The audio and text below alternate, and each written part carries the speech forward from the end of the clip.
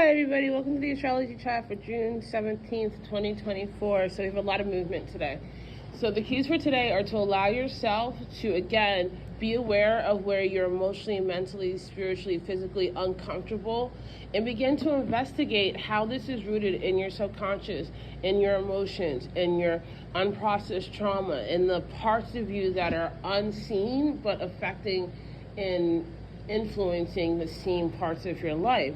And if you commit to going through the process of that day by day, moment by moment, then you're going to be opening up, you're going to be carving this pathway of the practice of healing into your daily life. And this is going to be uncomfortable. This is not going to be about just continuing to do what your natural reaction is or letting yourself come to your natural conclusions. This is really going to be about looking at yourself and being aware of where you're ignoring or being passive aggressive or discounting some major things that are operating underneath the surface in your life. And this is really highlighted today by the fact that we have both Venus and Mercury moving into Cancer under a moon in Scorpio. So we have the moon in Scorpio today. The moon in Scorpio is all about those deeper feelings, about the unseen, about the energy of release and the things that you are not aware of but are very much influencing your life. And this moon in Scorpio is having a beautiful but very tense dynamic energies today that are all inspiring you to investigate the question why, how, and can I change this? And of course the answer is yes. You're just going to have to figure out how to do that. We have Mercury moving into Cancer until July 2nd, and we have Venus moving into Cancer until July 11th. And so both of these bring the planet of communication, the planet of feeling and love and what we value into the house that roots us. The fourth house is what roots us. This is that maternal energy. The house of Cancer is where your home, your lineage, what you're passed on through on your line, if you've been nurtured, how you haven't been nurtured. This is what you value. And this is also where you have to address how you have been fighting for scraps, or if you're passive aggressive, or if you weren't really taught how to nurture yourself and care for yourself. This is going to be a season of learning how to do that. First, you admit that you need to learn how to do it, and then you begin to sidestep your way towards it. It's not going to be a straight line, but as long as you keep zigzagging towards the goal, then you're going to be making progress. And this moon in Mercury has a trine to, this moon in Scorpio has a trine to Mercury and a trine to Venus.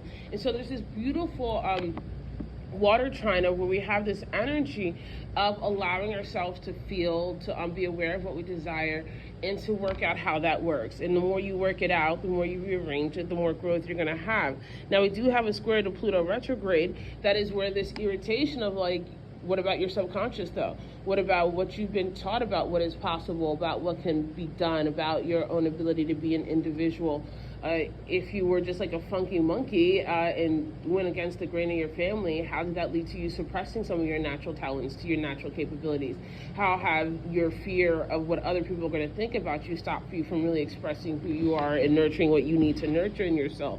These are the kind of questions that are going to be coming up during the transits of Mercury and Venus in Cancer.